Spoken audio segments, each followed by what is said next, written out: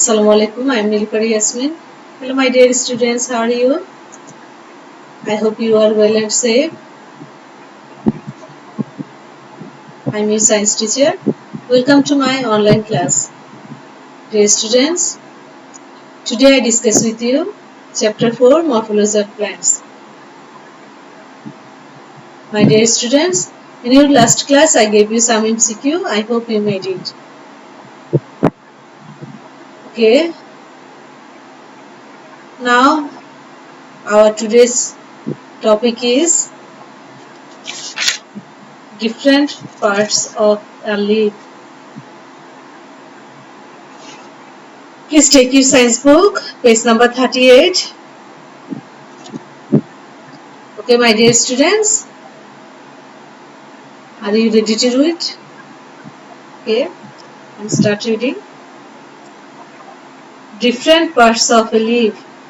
The literally flat-shaped organ originate from the node of the stem or its branches is leaf. Usually leaf is flat and green.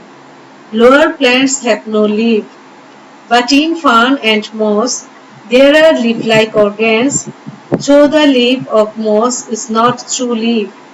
An ideal leaf has three parts, example given: leaf base, petiole and lamina. Example of such leaves can be found in mango and China rose.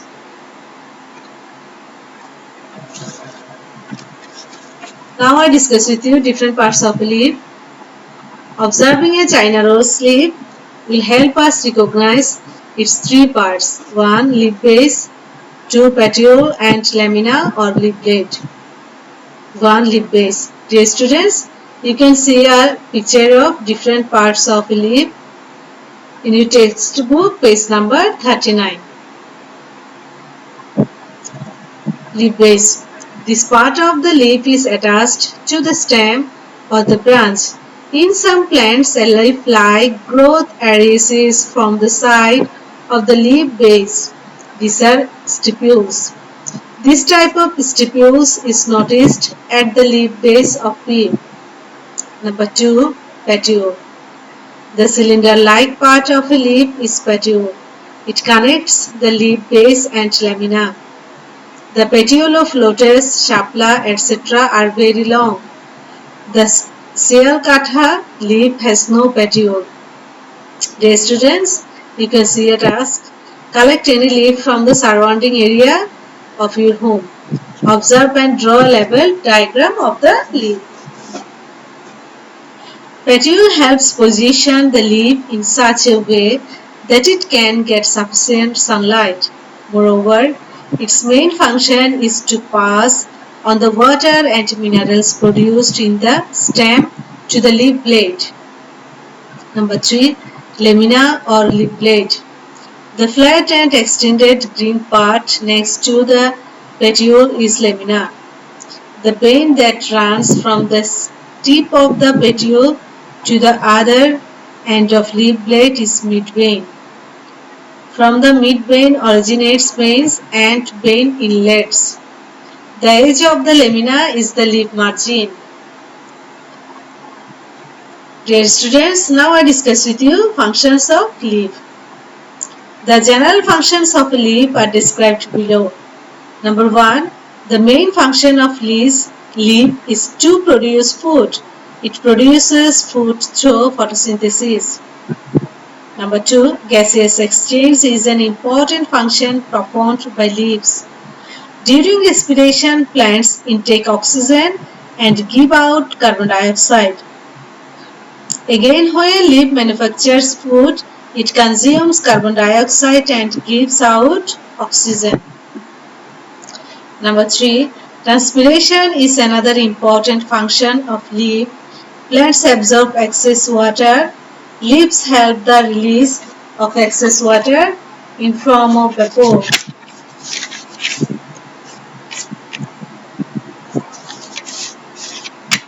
Now I discuss with you kinds of leaves. Dear students, take a mango leaf and a tamarind leaf to observe them. You will see that the lamina in the mango leaf is not lobed, while the lamina in the tamarind has more than one leaflets. On the basis of the characteristics of leaflets, leaves can be divided into two groups, simple leaf and compound leaf. Simple leaf. A simple leaf contains only leaflet. Leaves of mango and jackfruit trees are simple leaves. The edge of a simple leaf is either totally unbroken or moderately incised. Now I discuss with you compound leaf. Observe the leaves of rose, neem, tamarind and moringa, local name is sajna, plants. You will see that each of these leaves has many small laminae. These are leaflets. The lamina of a compound leaf is completely divided and the divided parts make the leaflets which are separated from one another. The branch-like structure bearing the leaflets is called the rachis or axis. There are different types of pinnate compound leaves. According to the arrangements of the leaflets, compound leaves are of two kinds, pinnate compound leaf and palmate compound leaf.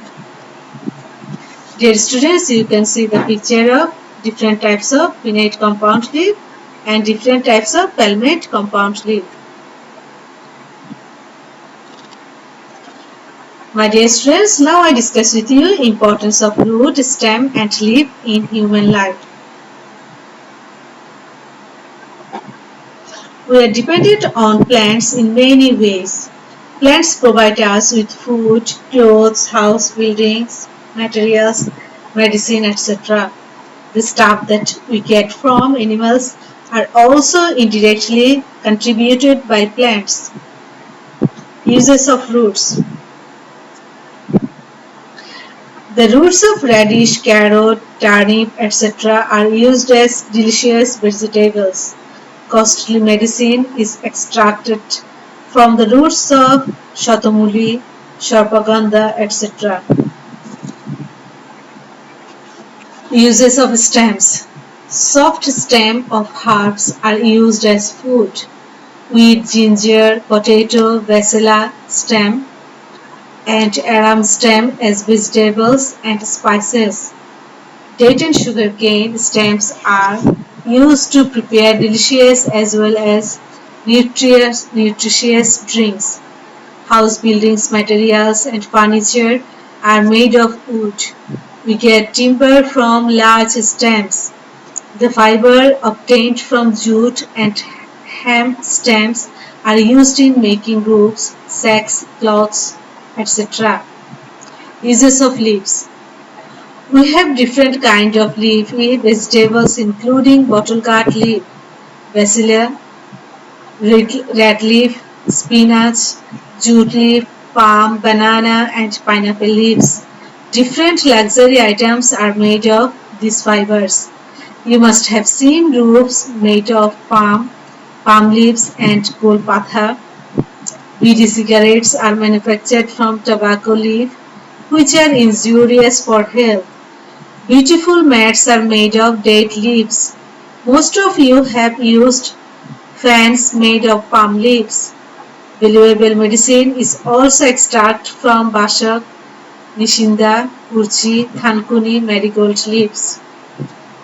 Dear students, now I discuss with you attitude and behavior towards plants and animals. Plants are very useful to us. For this reason, we need to be very much caring towards plants. Without any reason, do not destroy trees or even distort its branches, no matter whether the tree is yours or mine. Trees are our national resource and a very important agent for the protection of climate. Taking care of trees is much needed to guard us against various natural calamities such as cyclone, drought and tidal bores. Let us plant more trees, take care of them and encourage others in this regard. We have to be very careful in preserving and growing more plants. It is also important to be kind to animals and birds. Domestic animals and birds provide lots of benefits to us. The animals and birds of the forest are also natural resources. We must take care of them too. Do not destroy beasts and birds unnecessarily. It is necessary to motivate all concerned in this regard. Dear students, no more today. Please note down today's homework. Make 20 MCQ from chapter 4, lesson 8 to 11. If you have any inquiry, please contact with me. Thank you.